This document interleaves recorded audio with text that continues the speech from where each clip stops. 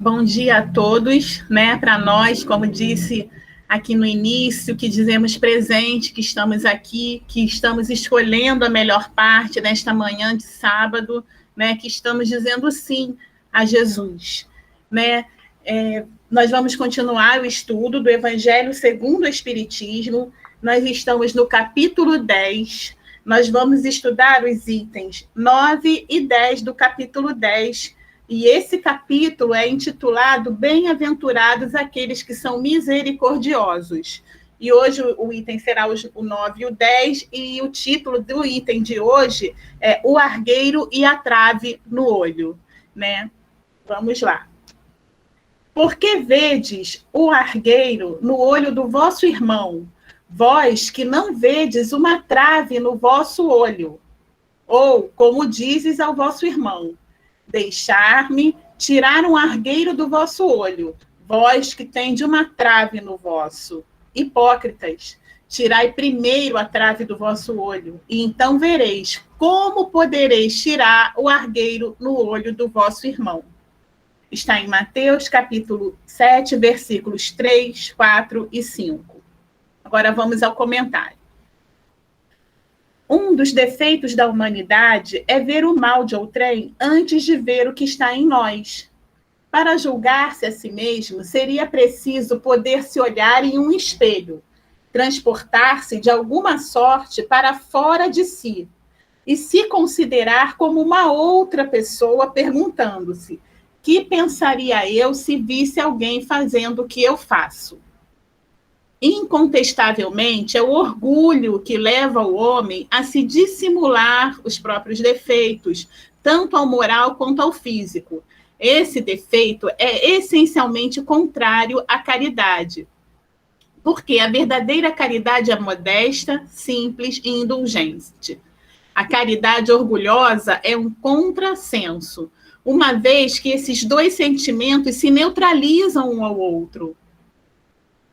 Como, com efeito, um homem bastante vão para crer na importância da sua personalidade e na supremacia das suas qualidades, pode ter, ao mesmo tempo, bastante abnegação para fazer ressaltar em outro o bem que poderia eclipsá-lo, em lugar do mal que poderia realçá-lo. Se o orgulho é o pai de muitos vícios, é também a negação de muitas virtudes. Encontramo-lo no fundo e como móvel de quase todas as ações. Por isso, Jesus se dedicou a combatê-lo como principal obstáculo ao progresso. Jesus, né, nos alerta que antes da gente tirar um cisco, né, no olho do nosso irmão, que é algo pequeno, um argueiro, um cisco, nós devemos tirar a trave do nosso olho. Né? Ou antes da gente, primeiro a gente apontar o erro do nosso irmão, que muitas vezes é muito menor do que o nosso, e nós temos a tendência de olhar maior do que o nosso, nós devemos tirar o argueiro do nosso olho, que nos impede de ver, né, a qualidade do nosso irmão. Que a gente primeiro se aperfeiçoe, para então depois a gente vir a ter a ousadia de corrigir o nosso irmão. Né? Mas primeiro que nós melhoremos a nós mesmos, porque todos nós erramos, mas nós temos a tendência de justificar o nosso erro, né? Muitas vezes até nos torna um pouco até impiedosos mesmo com o nosso irmão. Poxa vida, você viu, o fulaninho, ele desenvolveu uma diabetes. Aí, ao invés de a gente perguntar, né, poxa, será que ele precisa de alguma coisa? Será que ele está... Como é que ele deve estar, né, que é uma doença difícil?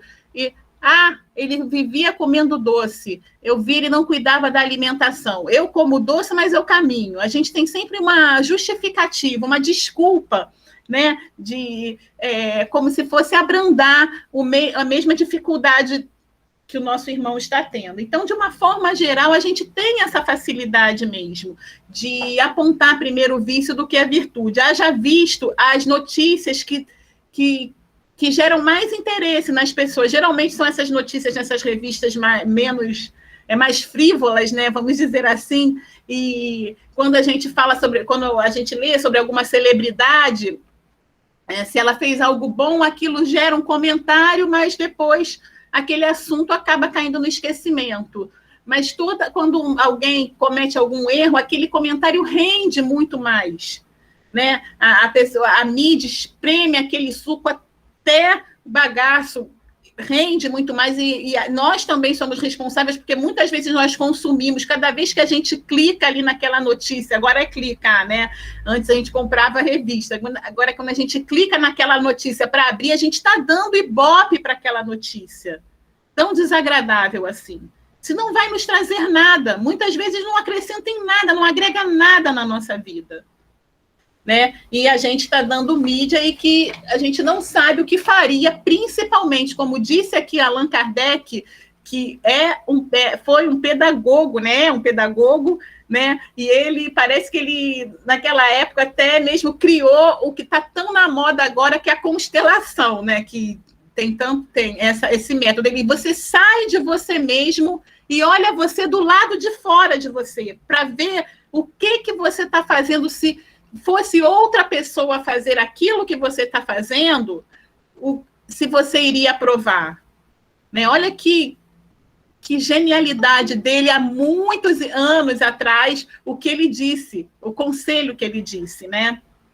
Então, e ele também descreve, né, endossando as palavras de Jesus, reforçando as palavras de Jesus, que isso tudo é consequência do quê? Do nosso orgulho. Do nosso orgulho. E a gente tem que tomar muito cuidado, porque o orgulho nos faz achar que somos melhores do que os outros.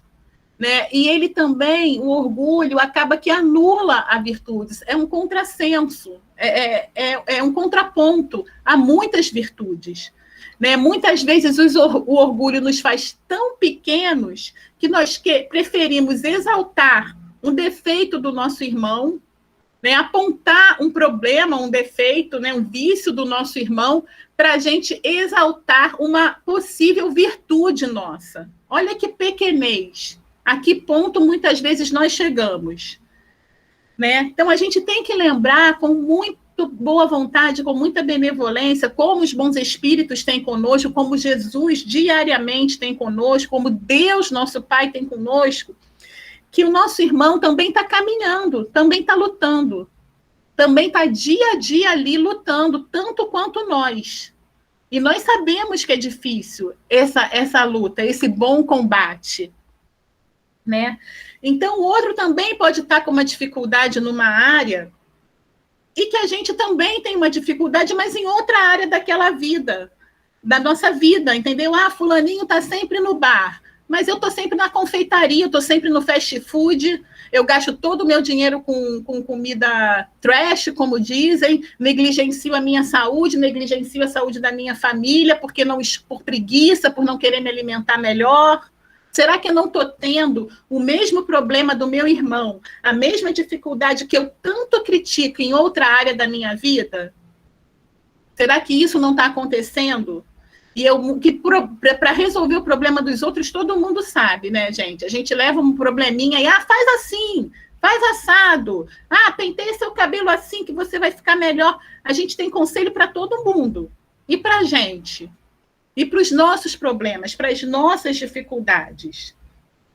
Então, a gente pode ter a tendência, sim, a ver o lado ruim da pessoa, mas ela, com certeza, como nós, também tem o seu lado bom, né? E que é maior do que o lado ruim, pode estar no momento menor por algum problema que a pessoa está passando, por alguma dificuldade, porque ela está doente da alma, como também nós já estivemos, ou como nós estamos ou estaremos, né?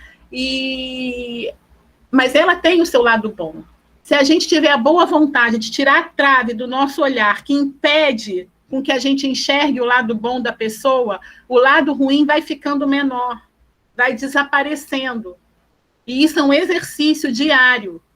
Tudo é um exercício diário. E isso é uma prática que a gente tem que praticar. Né? A pessoa que já tem aquilo naturalmente, já praticou, provavelmente até em outras vidas. Mas nós, pelo menos eu, que ainda estamos na luta de melhora, a gente precisa ter essa prática, ter essa disciplina, como disse diz Emmanuel, de praticar, né? E então esse lado ruim a gente consegue tirar essa trave e limpar o nosso olhar perante o outro. Isso faz até lembrar uma historinha que muitos de vocês já devem conhecer, mas ela se aplica, se encaixa bem, né, no que a gente está estudando hoje, de uma mulher. Ela se muda e ela vê todo dia, assim, de tempos em tempos, a vizinha pendurar o lençol no seu varal. Ela vê através da sua janela, da sua vidraça, e ela comenta com a pessoa que mora com ela: poxa, e que lençol sujo! Será que ela não sabe lavar? Será que o sabão dela não está bom? Poxa, se eu conhecesse ela melhor, eu ia lá ensinar ela a lavar roupa, porque acho que ela não está sabendo. E assim, dia após dia, ia passando. Até que um belo dia, ela acorda e vê o lençol alvo, muito limpo, que a vizinha pendurou. E ela comenta: poxa vida, que bom, ela aprendeu a lavar roupa, finalmente, né? Que bom, que maravilha. Aí a pessoa que mora, né, a pessoa que divide a casa com ela, fala: não, eu acordei mais cedo, também decidiu fazer alguma coisa, né, a outra pessoa. Eu acordei mais cedo e limpei a janela, a vidraça. O que estava sujo era a nossa vidraça e não o lençol. E assim é a vida, né, gente? Muitas vezes depende do olhar, do tipo do olhar que a gente tem perante o outro, porque muitas vezes a sujeira está no nosso próprio olhar. Não sei se vocês já repararam, a gente está sendo convidado, compelido a conviver com tipos diferentes, diversos de pessoas, com uma diversidade enorme. Né? Muitas vezes, cada vez mais próximo de nós, é o nosso colega de trabalho, que é competentíssimo, que é ótimo, maravilhoso, tem uma tatuagem enorme aqui. Nos anos 80, isso aí, todo mundo ia olhar, ele não ia nem conseguir um emprego. Quem é da nossa época sabe que eu não estou exagerando, não. Então, a juventude está aí, está muitas vezes nos ensinando, sim, porque muitas vezes eles convivem muito melhor com a diversidade do que nós, que somos um pouco mais velhos. E então as coisas estão andando com uma velocidade mais rápida, sim, e muitas vezes a gente tem uma má vontade para olhar pelo outro, para olhar o outro. Se a gente olhar com um pouquinho mais de cuidado, a gente vai ver quão rico aquela pessoa é. Uma riqueza de ensinamento que aquela pessoa tem para nos ensinar. Né? Então, cada vez mais, a gente está sendo convidado a isso. Né? Imaginou o que seria de nós se Jesus apontasse os nossos erros o tempo todo? Sim, quando ele veio aqui para nos ensinar, ele ficasse só apontando os nossos erros? Apontar as nossas faltas, apontar nossos vícios, não ver uma qualidade nossa? Se a gente conta com Jesus, se a gente conta com os nossos amigos espirituais, se a gente conta com Deus, nosso Pai, a benevolência, a misericórdia, para a gente poder evoluir, para a gente poder crescer, por que nós que pedimos isso, vamos negar isso ao nosso irmão? Né? Por quê? Sejamos a mudança que a gente quer ver no mundo. Se a gente quer ver o nosso irmão melhorar, vamos melhorar também. Vamos nos fazer melhores. Vamos tirar primeiro a trave do nosso olho, do nosso olhar, para primeiro olhar a virtude que tem o nosso irmão. E assim a gente vai estar enxergando uma virtude em nós também. Porque somos irmãos. Somos todos a semelhança do Pai. E Jesus já nos falou isso. Né? Então, vamos ter um pouco mais de boa vontade com o outro e conosco também. Vamos ter cuidado conosco também. Né? A pandemia está aí, a máscara está aí até para nos ensinar. Eu coloco a máscara para proteger o meu irmão, e o meu irmão vai colocar a máscara para me proteger também. Assim, um vai protegendo o outro. Né? Então, vamos ter também essa atitude, olhando com um olhar melhor, tirando a trave do nosso olhar. Porque assim o nosso irmão também vai nos olhar de uma maneira melhor. O universo vai nos olhar de uma maneira melhor. Para concluir aqui, O Emmanuel, ele tem os livros, né, de mensagens, as lições do Emmanuel, ele sempre descreve um textinho, ou das cartas de Paulo, ou do Evangelho, né, e ele pinça um trecho e descreve sobre aquele trecho. E uma dessas lições, que é a lição 113 do livro Fonte Viva, né, o título é Busquemos o Melhor, ela descreve sobre o argueiro e a trave no olho. E o conselho de Emmanuel, vocês me dão licença para ler? Consagremos a tarefa que o Senhor nos reservou na edificação do bem e da luz, e estejamos convictos de que, assim agindo, o argueiro, que incomoda o olho do vizinho, tanto quanto a trave que nos obscurece o olhar, se desfarão espontaneamente, restituindo-nos a felicidade e o equilíbrio através da incessante renovação. Então, gente, resumindo, fora da caridade não há salvação. Mas não é aquela caridade orgulhosa, como disse aqui no texto. É a caridade modesta, simples e indulgente, né? É essa caridade que a gente tem que começar a praticar com o que tiver ao nosso alcance naquele momento. Né? É segurar a nossa fala para não criticar o nosso irmão. Se a gente não pode edificar, então a gente não fala nada. É segurar, como disse o nosso dedo, para não digitar, não implicar, não alfinetar o outro. Se a gente não tem nada a acrescentar, o que a gente vai falar? Né? A não ser que a gente vá acrescentar alguma coisa, mas vamos primeiro olhar para a gente, né? Vamos primeiro olhar para a gente. E Jesus está sempre conosco. Ele nos ama muito. O amor igual a dele por nós não existe. Vamos confiar no amor de Jesus por nós, no amor também do nosso Pai por nós, que a gente nem tem noção de mensurar o amor do nosso Pai por nós. Vamos confiar a Ele os nossos vícios, para que a gente consiga tirar a trave do nosso olhar, para que a gente possa olhar para o nosso irmão como Jesus olha para nós, sempre extraindo o melhor. Ele fez isso com os discípulos. Ele extraiu o melhor de cada um ali. Senão ninguém conseguiria chegar onde chegou. Ele extraiu o melhor de cada um ali. E ele extrai o melhor de nós. Vamos confiar em Jesus e que ele sempre nos abençoe. Obrigada pela paciência de todos.